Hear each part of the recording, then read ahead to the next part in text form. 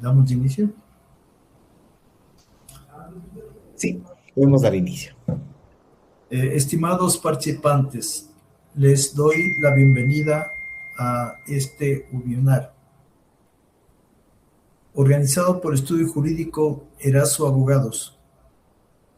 El ingeniero Marcelo Paul Eraso Carrión, quien dictará la charla de hoy, es socio principal del Estudio Jurídico Eraso Abogados. Es especialista en el tema de protección de datos personales y ciberseguridad. Es consultor a nivel internacional sobre estos temas. Realiza consultorías sobre protección de datos personales y ciberseguridad en empresas vinculadas con los sectores comerciales, industriales, financieros y de telecomunicaciones en Ecuador, Bolivia y Perú. Los servicios que ofrece garantizan a las empresas el estricto cumplimiento de las normas de protección de datos personales, por una parte, y por otra, la protección de amenazas de ciberseguridad. Ha sido conferencista en importantes eventos de seguridad y protección de datos personales en Ecuador, Perú, Bolivia, Costa Rica, Panamá y Colombia. Tiene más de 15 años de experiencia en protección de datos personales y ciberseguridad. Sus artículos de protección de datos personales y ciberseguridad han sido publicados en revistas especializadas en Ecuador y Perú. Es creador de un método de ciberseguridad que ha sido exitosamente utilizado por importantes empresas de Ecuador, Perú y Bolivia. Fue ganador del premio al mejor ingeniero de ciberseguridad en Ecuador, otorgado por la empresa de seguridad McAfee.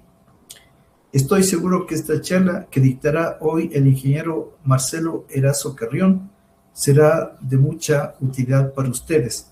Contaremos también con la colaboración del ingeniero Renato Pasto, quien hará una exposición sobre el registro de actividades de tratamiento de datos personales. De manera que le doy la palabra a Marcelo para que inicie su charla. Muchísimas gracias y muy buenos días con todos. Les recuerdo que en la parte del chat pueden hacer sus preguntas. Al final de este taller voy a dejar unos minutitos para poder responder inquietudes. De igual manera pueden alzar la mano para solicitar hacer una pregunta en caso de que no quieran hacer en el chat. Eso destinaremos un momentito al final del taller. Este taller está orientado a entender cómo es la guía de gestión de riesgos y evaluación de impacto de privacidad emitida por la Superintendencia de Protección de Datos Personales en el 2026. Por lo tanto, vamos a trabajar sobre la versión 2, recordando que hasta hace poquitos meses la que estaba vigente era la versión 1 y por tanto han habido importantes cambios que quisiera mencionarles y sobre todo explicar cómo es el paso a paso para elaborar la guía de gestión de riesgos y evaluación de impacto de la privacidad en cumplimiento con la Ley Orgánica de Protección de Datos Personales.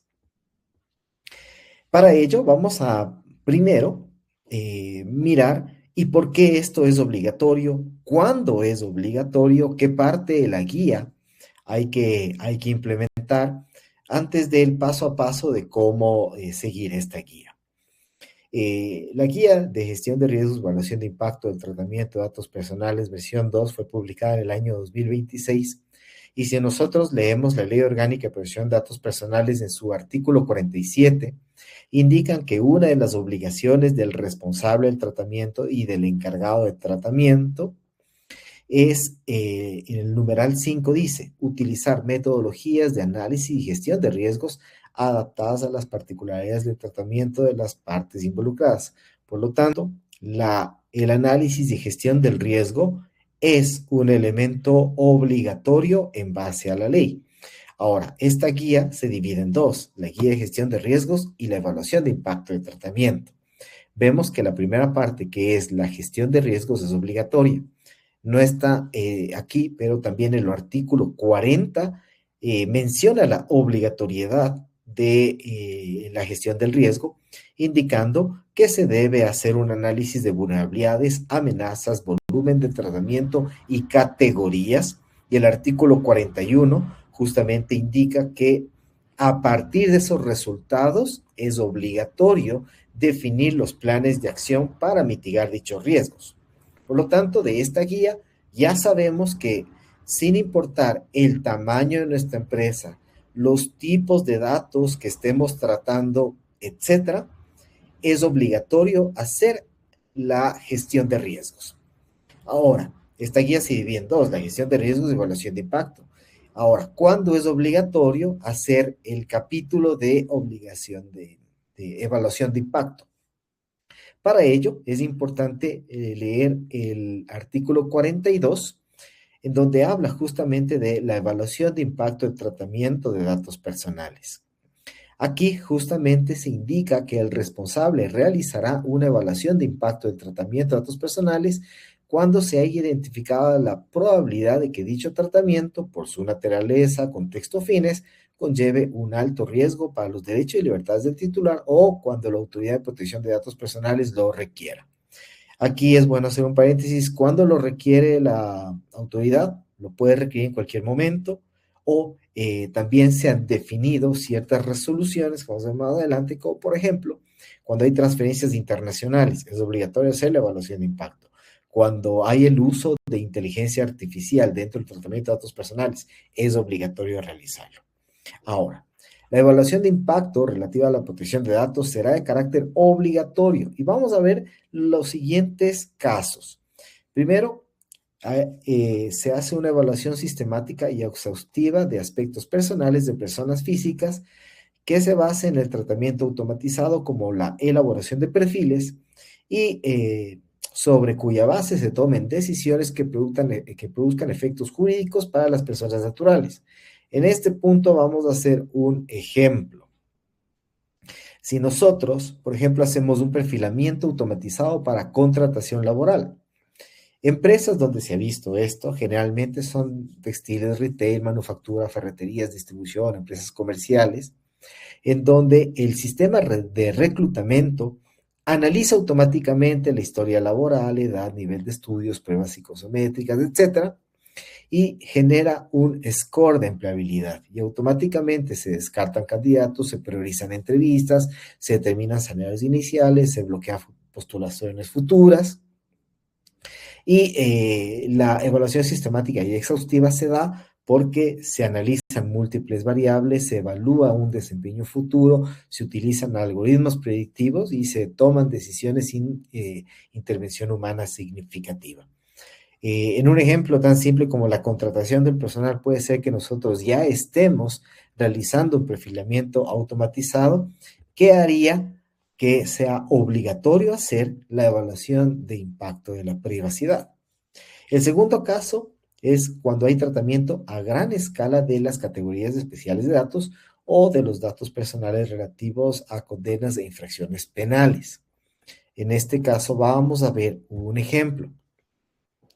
El tratamiento a gran escala se debe medir en base a lo solicitado en la resolución 005 del 2026.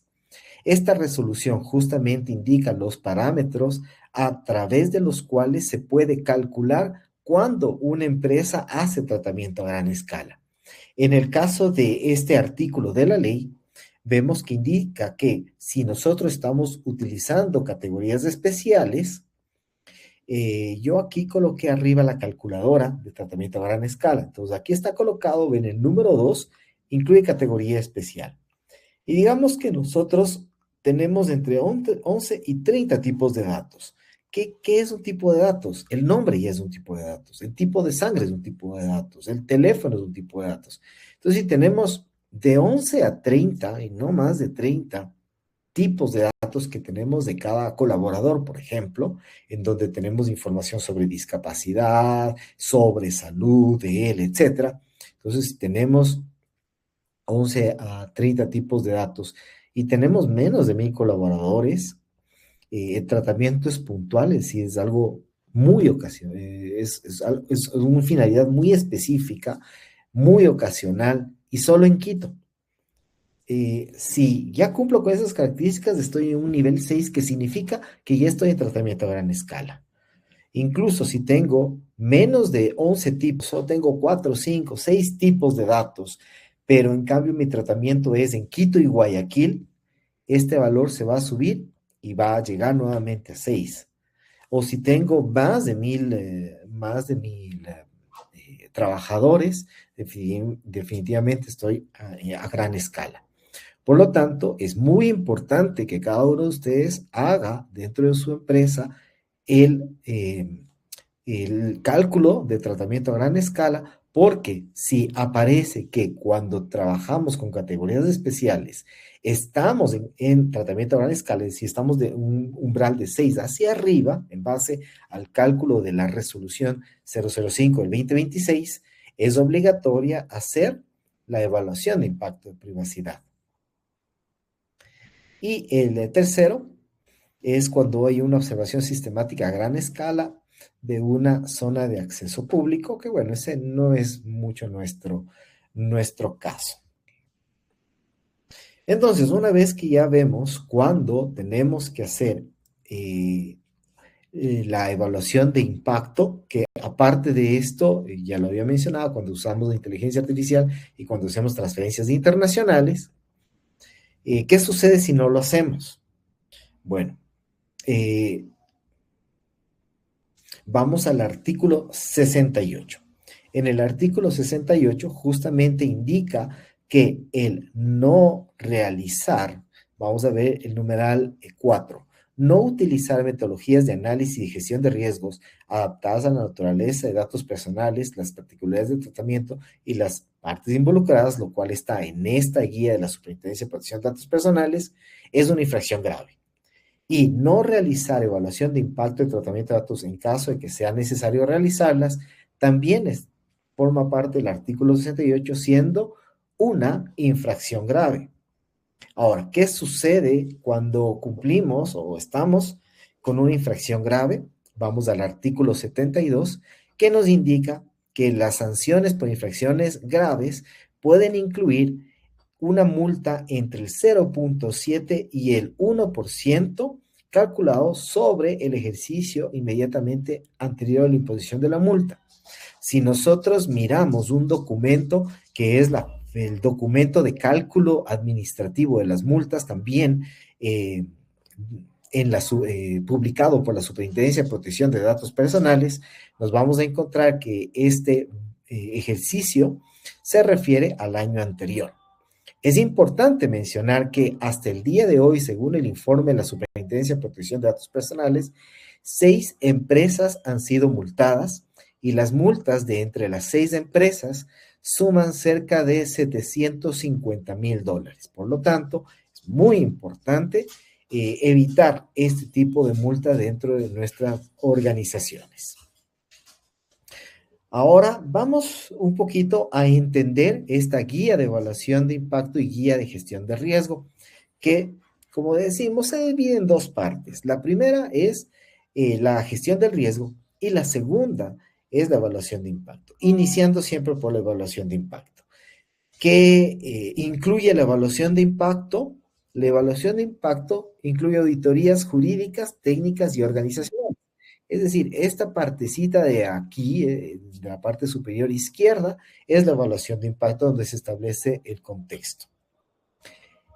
Todos los demás gráficos corresponden a la guía de gestión de riesgos. Habíamos visto que ¿cuál de estos es obligatorio? Siempre la guía de gestión de riesgos. Es decir, hacer el análisis de los estándares de mejores prácticas basado en la ISO 27001, que es la de ISO de seguridad, ISO 27701, que es la ISO de privacidad, y el procedimiento de respuesta a incidentes basado en la NIST 861, que es la NIST, que nos indica cómo responder frente a incidentes de ciberseguridad, el análisis de las vulnerabilidades sobre los datos personales y la cuantificación del riesgo, que se llama el rationale, la cuantificación del riesgo basada en una metodología. Si nosotros leemos la guía, vamos a descubrir que la metodología recomendada por la Superintendencia de Protección de Datos Personales se llama FAIR. Y justamente durante este taller vamos a ver cómo hacer el cálculo de FAIR y vamos a ir viendo cómo debemos llenar la guía de gestión de riesgo y evaluación de impacto de privacidad.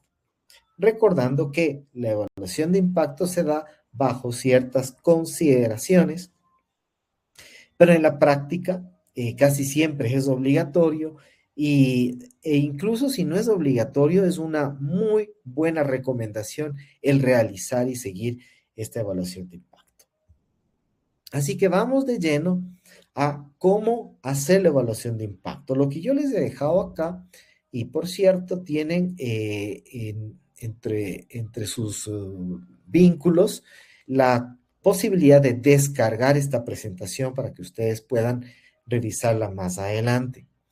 Y antes de empezar esto, sí quisiera hacer una pregunta, y es, ¿su empresa ya ha definido la política de privacidad? Porque en base a la política de privacidad se tienen que responder las primeras preguntas que nos pide la Superintendencia de Protección de Datos Personales al momento que hacemos la evaluación de impacto. Entonces, ¿cómo vamos llenando el documento? Primero debemos colocar quién es el responsable del tratamiento. Por ejemplo, nuestra empresa. Aquí es importante diferenciar entre el responsable de tratamiento y encargado de tratamiento. El responsable de tratamiento es la empresa que hace el tratamiento de datos. Y también puede haber un encargado. Por ejemplo, yo soy un banco y quiero contratar un call center para que el call center llame a mi nombre a los morosos de las tarjetas de crédito, porque yo no tengo tiempo de hacerlo. Entonces, lo que hago es encargar los datos para que ellos a mi nombre o traten esos datos personales en base a lo que yo les digo que tienen que hacer. Este call center se convierte en el encargado de tratamiento. El call center, si tiene que hacer este documento, tendría que colocar al responsable de tratamiento como el banco, no el nombre del call center, sino siempre aquí el responsable de tratamiento. Entonces vamos después a establecer el contexto donde debemos colocar la información sobre el responsable, cuáles son los responsables del tratamiento, y colocamos el nombre de la empresa. Y después debemos colocar el nombre de todos los encargados de tratamiento. Dentro de los encargados de tratamiento, debemos colocar todas aquellas empresas a las que yo transfiero datos o permito el uso de los datos personales en sistemas que yo tengo para que ellos puedan cumplir con la labor por las que les estoy contratando, ¿no? La labor encomendada de mi parte para que ellos realicen. Por ejemplo, tengo que hacer seguridad y salud ocupacional. Entonces, en seguridad y salud ocupacional, yo contrato un médico externo, no tengo un médico en nómina.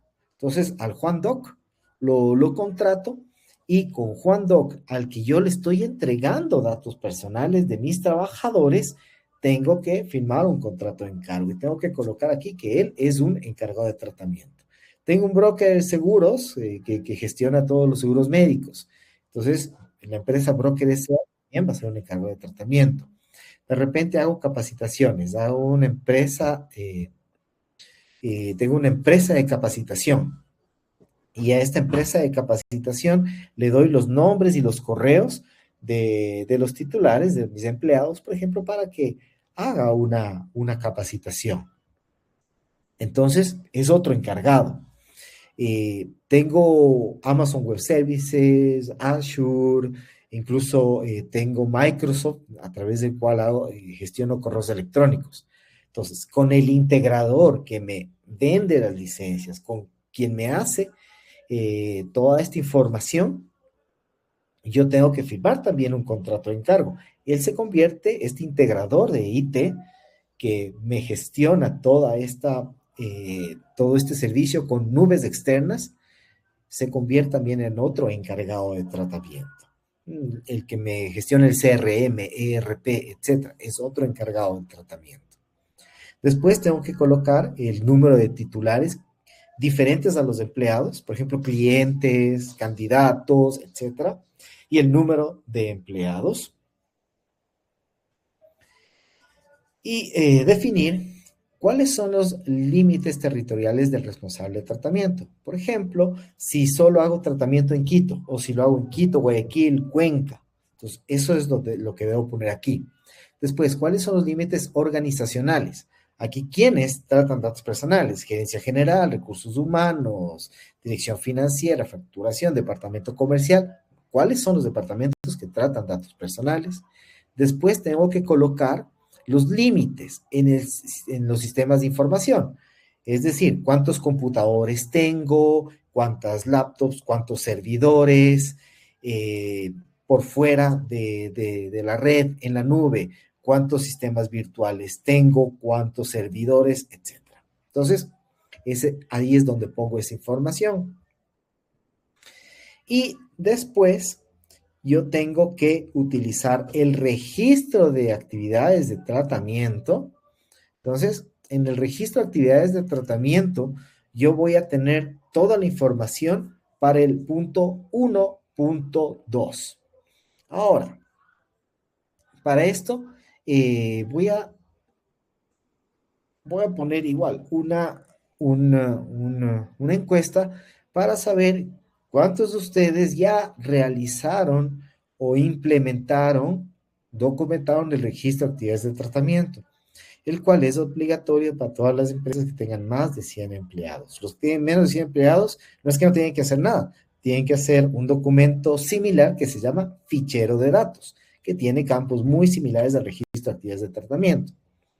Pero para este punto, quiero presentarles la herramienta que yo utilizo para justamente poder responder todas estas preguntas. Se llama PrivAtlas y por eso he invitado al ingeniero Renato Pastor para que nos haga una pequeña demostración de cómo a través de la tecnología podemos hacer un levantamiento automatizado del registro de actividades de tratamiento y así evitemos equivocaciones al momento de hacer esto. Entonces, yo voy a detener un ratito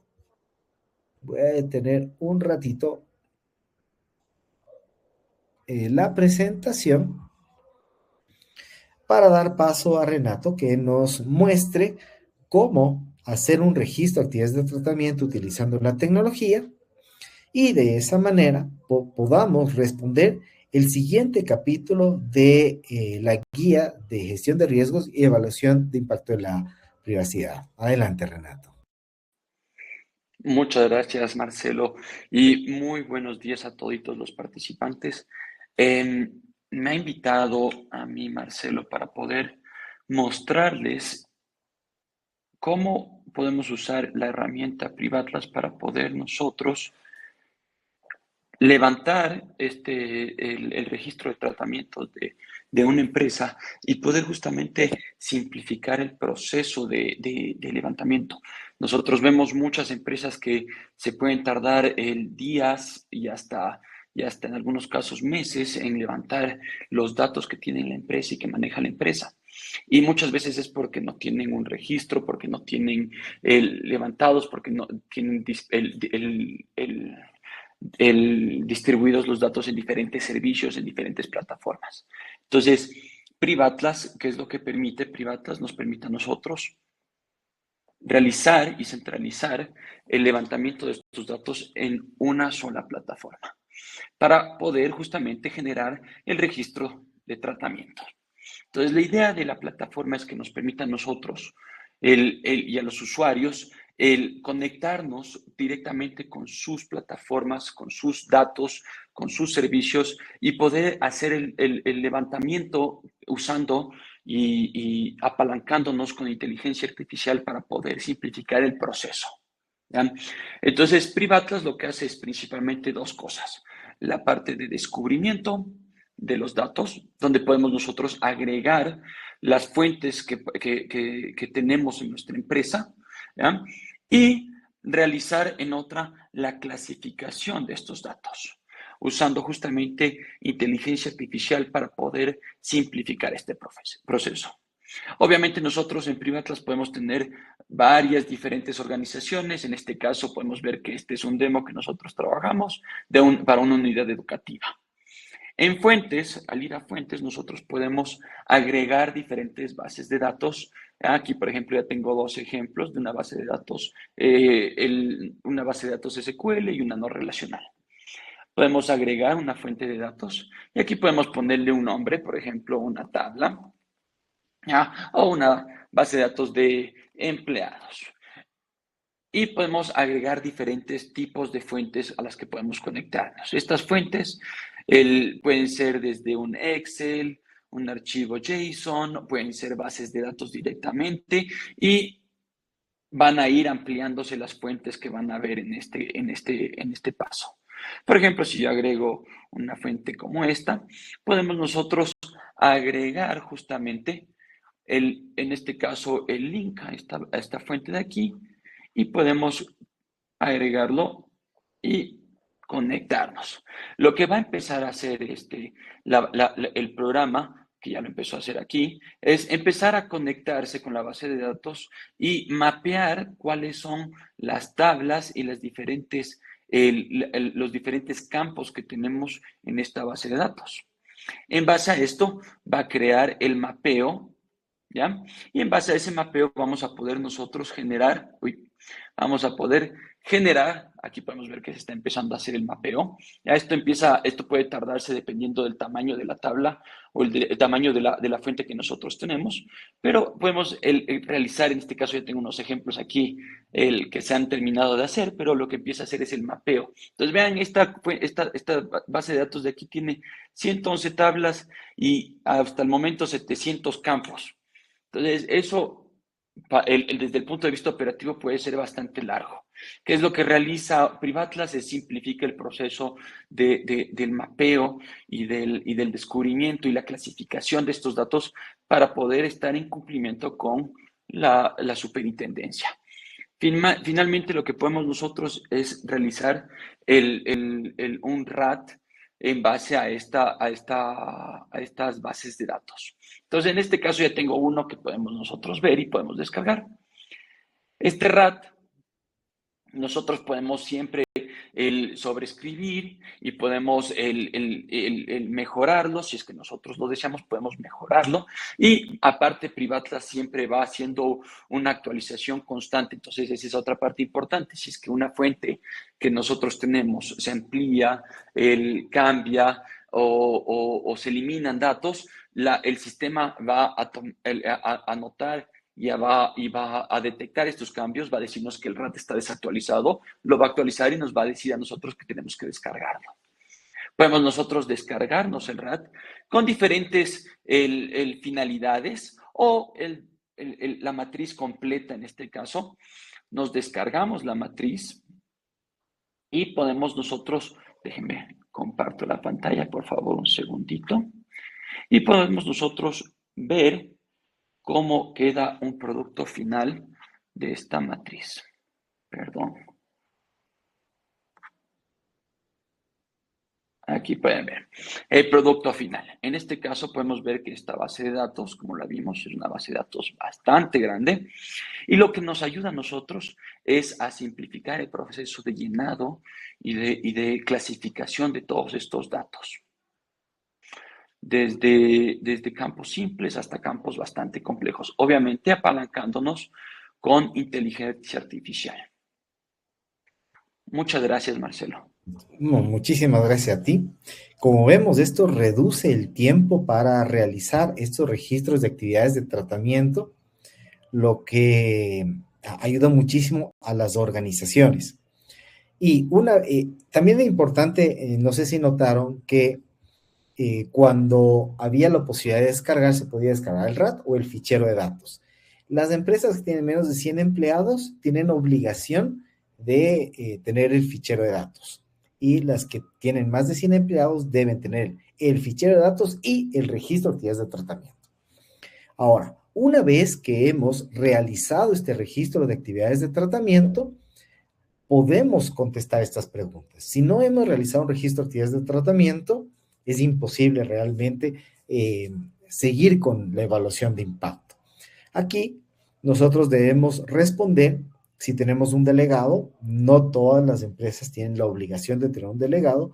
Hay una resolución, que es la resolución 028 del año 2025, la cual indica cuáles son los 17 tipos de empresas que tienen la obligación de tener un delegado de protección de datos personales. Por ejemplo, toda empresa que esté en el ámbito de la educación, sea este inicial, superior, etcétera, tiene la obligación, o empresas que gestionan datos de salud, como temas de seguros, temas de hospitales, etcétera. Entonces, por ahí hay una gran lista de tipos de empresas que, donde es obligatorio tener un delegado de protección de datos personales.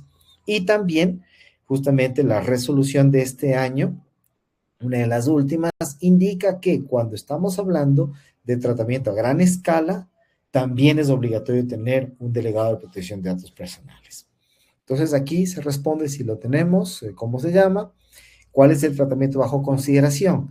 ¿Qué hacemos aquí? El resumen de los campos de categorías de datos y finalidades que tenemos en el registro de actividades de tratamiento, cómo funciona el ciclo de vida de los datos personales, el ciclo de vida es desde que nacen hasta que los eliminamos.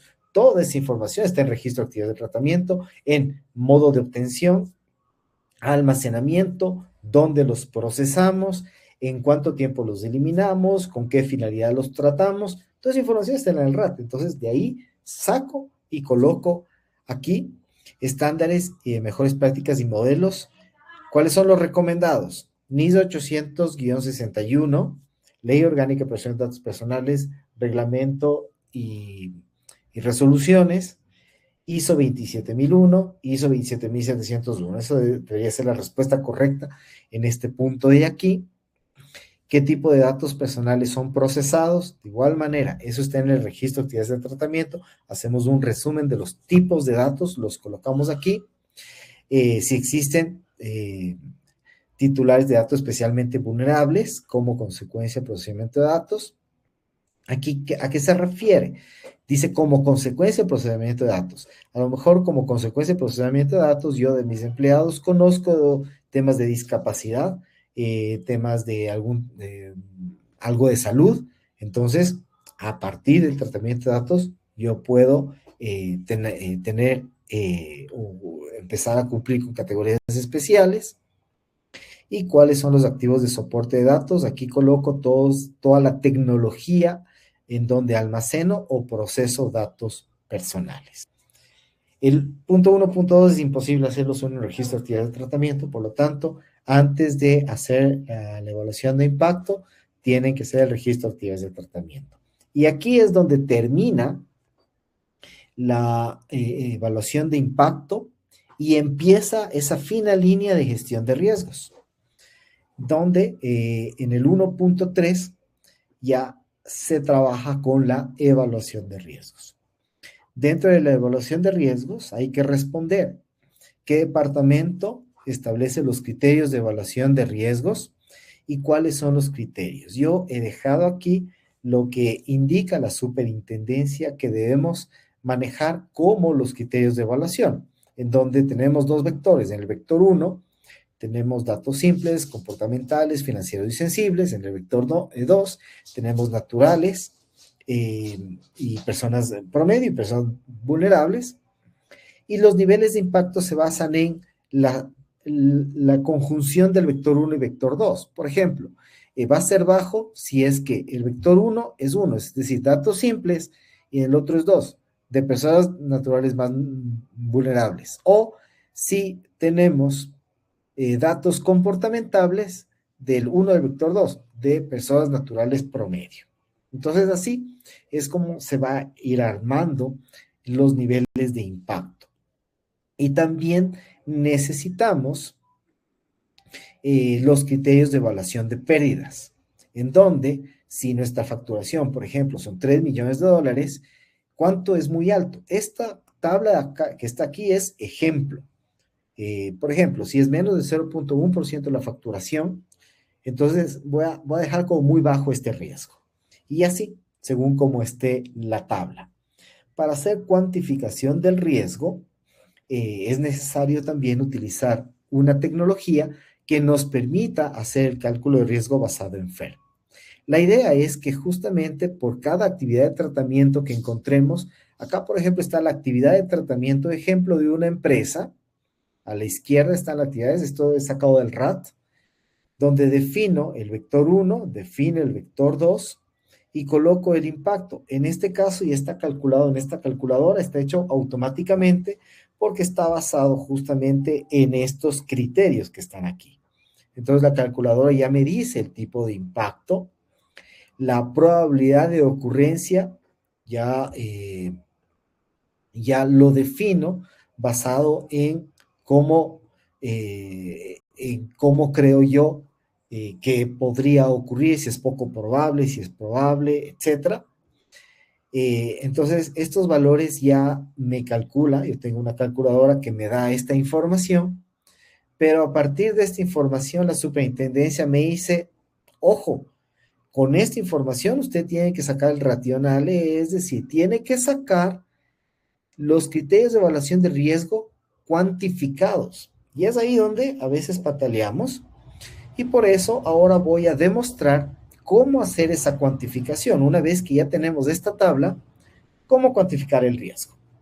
Para ello voy a dejar de presentar un ratito para compartir la pantalla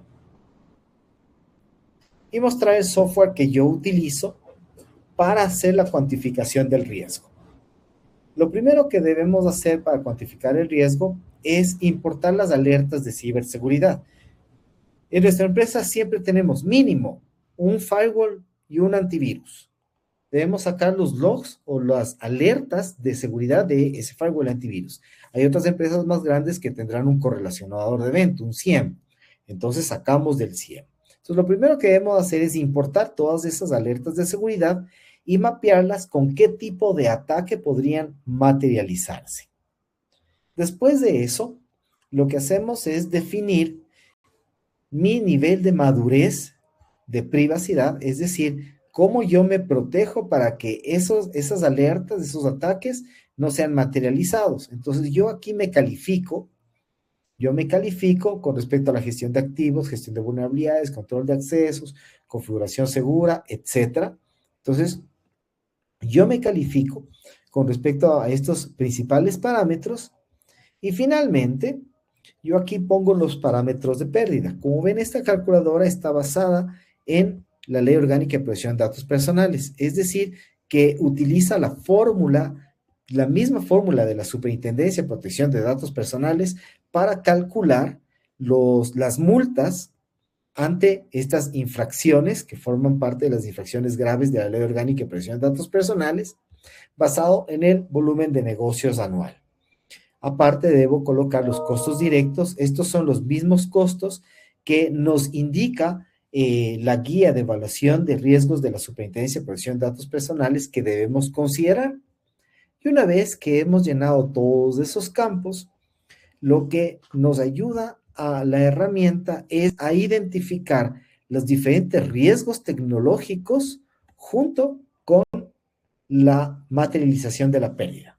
Entonces, yo puedo hacer por tipo de riesgo o por tipo de impacto. Por ejemplo, robo, filtración de información tiene un riesgo de $276, pero la ejecución de código de sistema comprometido tiene un riesgo de $196,000. Entonces, debemos utilizar una herramienta como esta, que son herramientas especializadas de gestión de riesgo, para poder hacer la cuantificación del riesgo, porque esa cuantificación del riesgo debemos colocar dentro de la evaluación del impacto. Y el método que usamos con esta herramienta es FAIR. Una vez que tenemos la cuantificación del riesgo desarrollada, entonces vamos a la parte de los escenarios. El primer escenario debe ser los riesgos jurídicos, en donde debemos documentar tres cosas. La primera, la identificación del riesgo, es decir, la situación actual, por qué se da el riesgo y qué he hecho para mitigar el riesgo también. Eso en situación actual. Después, la amenaza y su rationale. ¿Qué es eso del rationale? Es la justificación de la respuesta. Creo que es una amenaza muy alta. ¿Pero por qué muy alta? Pues por esto, ¿no? Por ejemplo, Uno de los riesgos, en base a la ley orgánica de protección de datos personales, es no implementar protección de datos de diseño y por defecto. ¿Cuál sería el racionale de la amenaza de que nuestra empresa no lo implemente? Que existen múltiples principios como minimización, abstracción, ocultar, separar, entre otros, donde no se ha implementado una cultura organizacional para que cada uno de los colaboradores aporte con un procedimiento para seguir estos principios. No se minimiza, por ejemplo, los datos personales de ex colaboradores. Miren solo este detalle. Uno de los principios de la Ley Orgánica de Protección de Datos Personales nos dice que debemos minimizar los datos que tratamos. Ahora, cuando un empleado está activo, en efecto, muchos de esos datos son utilizados. Y si en algún momento la superintendencia llega a nuestra oficina y nos dice, ¿usted puede demostrar que usa este dato? Posiblemente sí, porque este dato necesito para el seguro y posiblemente podamos demostrar. Y después se va a la carpeta de ex colaboradores. Definitivamente debemos tener esa carpeta porque de aquí en 20 años un ex colaborador puede pedirnos un certificado de trabajo y debemos darle. Pero de repente la superintendencia ve la carpeta y dice, mira, aquí todavía veo que tiene su certificado bancario. Demuéstreme que usted está utilizando el certificado bancario ahora. Pero es un colaborador que renunció hace 10 años. Y ese certificado ya no lo uso. Entonces, no estamos minimizando datos y ahí estamos con un incumplimiento directo a los principios de la Ley Orgánica de Protección de Datos Personales del artículo 10, solo por mantener ese certificado bancario de ese ex empleado. Y nos puede caer una multa a nivel grave, porque es un incumplimiento de principio. Entonces, todo ese tipo de cosas debemos empezar a mirar, a descubrir para encontrar cuál es la amenaza, cuál es la vulnerabilidad, la justificación de existir esa vulnerabilidad, la justificación de esa amenaza, la probabilidad de ocurrencia y cuántas veces me olvido de devolver los datos a los ex cuando un empleado renuncia. Yo me quedo en su carpeta con los datos y el resto de papeles debo devolver. ¿Cuántas veces al año no estoy devolviendo? Me estoy quedando con esa información. Es que renuncian 7 al año. Entonces son 7 ocurrencias al año, que esas 7 ocurrencias también generan un impacto o una probabilidad de un evento de pérdida que se debe calcular en FAIR. Entonces se puede usar la calculadora que vieron antes para incluso estos riesgos legales. Después, ¿cuál es la evaluación final del impacto? Si es muy alto, medio, ¿basado en qué? Basado en números, ¿no? Recuerden que aquí definimos qué es muy bajo. Muy bajo son números cuantificados, es cuánto dinero en pérdida, como vimos en el ejemplo que llegamos a ver en cuánto dinero se pierde. Entonces, eso hay que definir basado, la evaluación de impacto tiene que ser, y eso lo obliga la ley, basado en la cuantificación del riesgo. No es cualitativo, es cuantitativo, debemos demostrarlo. Por eso es importante usar una herramienta como la que les acabo de mostrar para cuantificar el riesgo realmente. Después la superintendencia nos dice de dónde sacó esto, nosotros podemos mostrar, mire, aquí está el cálculo de FAIR basado en esta calculadora, con este software especializado en la Ley Orgánica de Protección de Datos Personales para hacer el cálculo y lo puedo demostrar. Recuerden el principio de proactivo y demostrado. También todo tenemos que demostrar. Una vez que terminemos con todos los escenarios de riesgos jurídicos, debemos hacer los escenarios de riesgos de seguridad. Es decir, debemos dividir en 3: confidencialidad, integridad y disponibilidad. Entonces, descubrir cuáles son los riesgos de confidencialidad, definiendo el tipo de riesgo, las comunidades de amenazas que pueden estar vinculadas a este escenario de riesgo, hackers, ciberdelincuentes, incluso hay comunidades de amenazas que se llaman APTs, APT-18, que es el que estuvo atacando a Ecuador hace unos años, o al día de hoy, Cóndor P, que es el que está vinculado a algunos ataques, posiblemente, por ejemplo, hay uno vinculado, por ejemplo, al ataque a Saludza, otros que están vinculados a otro tipo de agrupaciones. Y así debemos, para cada uno de ellos, manejar este tipo de escenarios. Quería dejar en 45 minutos justamente la presentación. Entonces, para Para cada tipo de riesgo tengo que decir el mecanismo, es decir, cómo se materializa la amenaza, cuáles son las vulnerabilidades organizacionales que permiten que se explote dicha vulnerabilidad, cuáles son las vulnerabilidades técnicas, consecuencias, frecuencia de ocurrencia anual, impacto, evaluación de impacto y cuál es el tratamiento de riesgo. ¿Qué voy a hacer para mitigar este tipo de riesgos?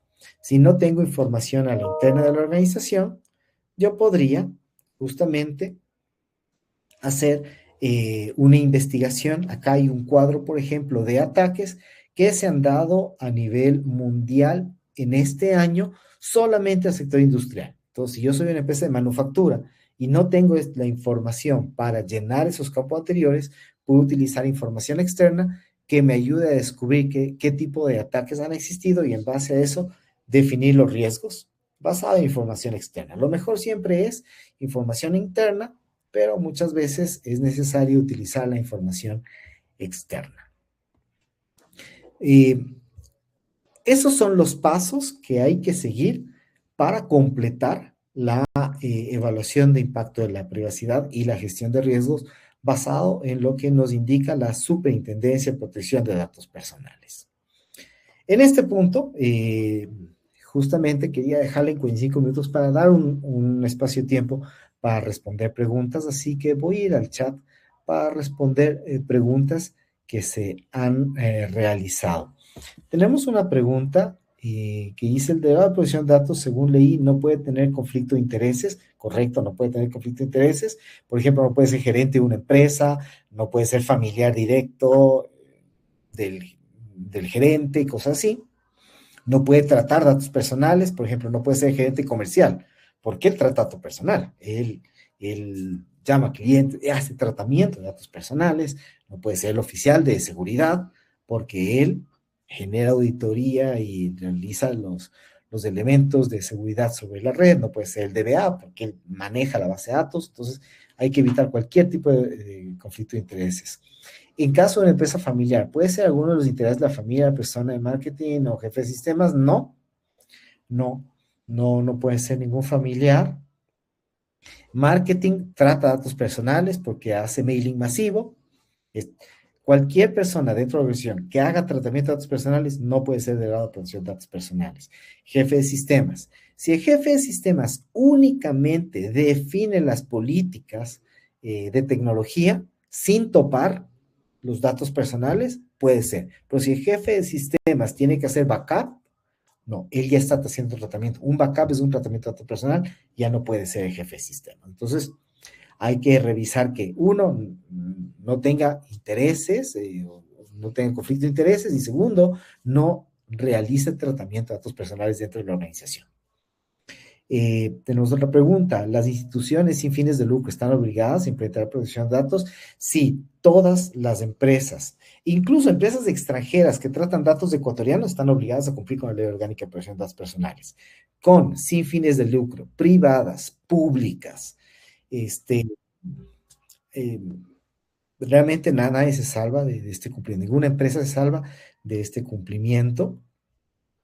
¿Es necesario legalmente tener un software que cuantifique los riesgos? No es necesario tener un software que cuantifique los riesgos. Lo que es necesario legalmente es demostrar. Entonces, si tú tienes una calculadora de Monte Carlo, tú tienes un Excel que cuantifique tus riesgos, eso es lo que debes tener y eso es lo que vas a tener que presentar a la superintendencia. Entonces, es mucho más fácil tener un software porque la evidencia se hace mucho más sencilla. Sobre todo porque para usar FAIR se necesitan hacer 10,000, o sea, el sistema que uso hace 10,000 simulaciones, porque usa el método de Monte Carlo, que se basa en miles de simulaciones. Entonces, difícilmente en un Excel vamos a llegar a tener ese tipo de cuantificación, pero supongo que sí ha de ser un poquito más flexible la superintendencia, y si hacemos una cuantificación de riesgos basada en Excel, siempre y cuando lo documentemos bien, también podría funcionar. Pero lo recomendable es seguir lo que dice la superintendencia y dice use FAIR. Entonces, por eso utilizo yo un software de FAIR.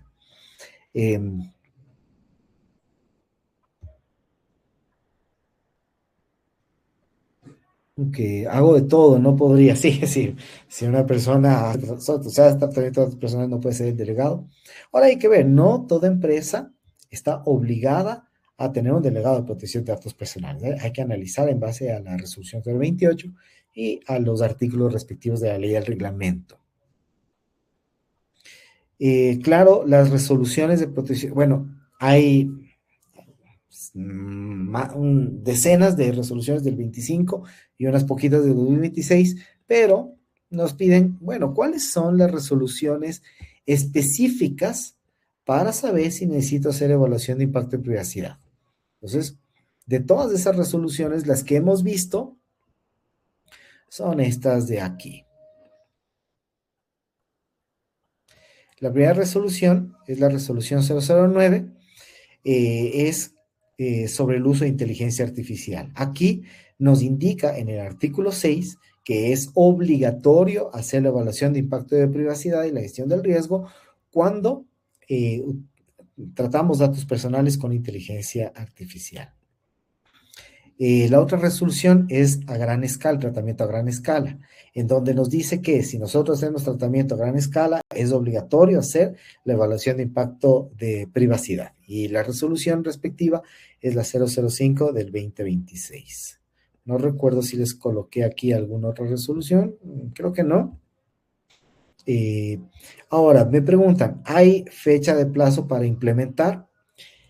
La implementación de la Ley Orgánica de Protección de Datos Personales ya empezó el régimen sancionatorio hace 3 años, hace 5 que está la ley dio 2 años para implementarlo, hace 3 años empezó el régimen sancionatorio y las empresas que no han cumplido todavía, en cualquier momento podrían ser sancionadas, como por ejemplo Liga Pro, la Federación Ecuatoriana de Fútbol, ya fueron sancionadas.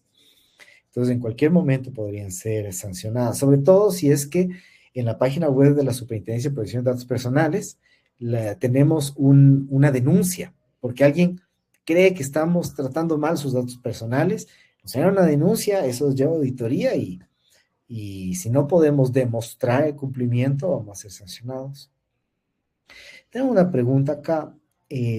Aquí mantenemos 2 empresas, solo una de ellas es sin fines de lucro.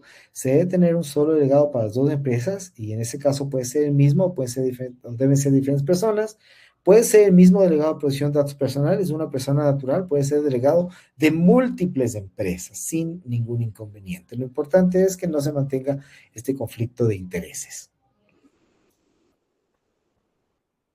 Muy bien. Estoy tratando de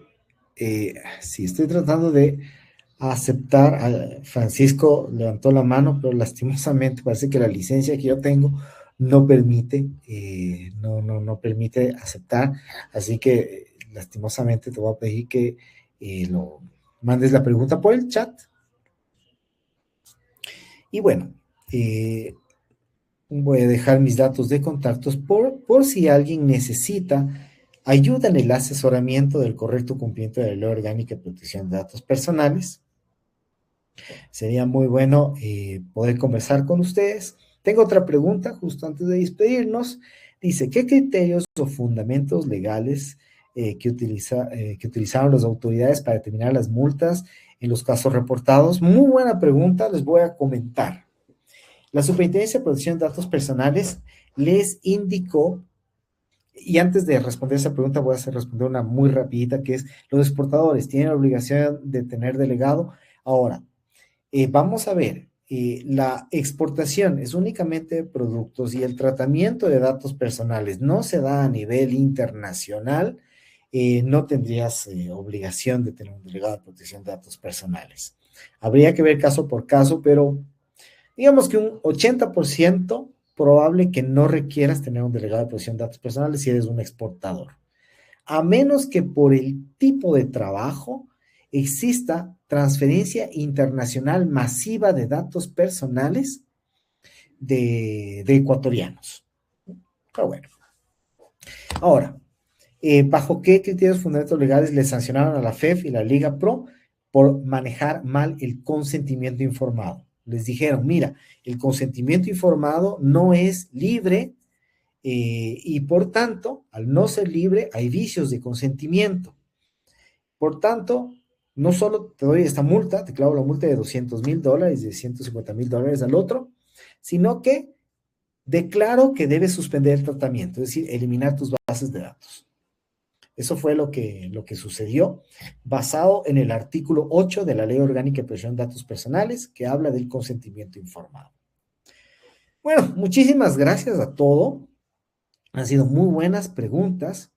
Hay una última. En caso de mi empresa, los datos que tenemos de nuestros proveedores nos llegan a 11 por proveedor, apenas nombre, etcétera, facturación.